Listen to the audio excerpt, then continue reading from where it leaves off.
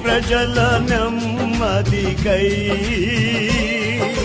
రాజాజ్ఞ మార్చింది నీవేనని అహమును అణచి అధికారులను అధముల చేసిన నీకు నీ ప్రజల నెమ్మదికై రాజాజ్ఞ మార్చింది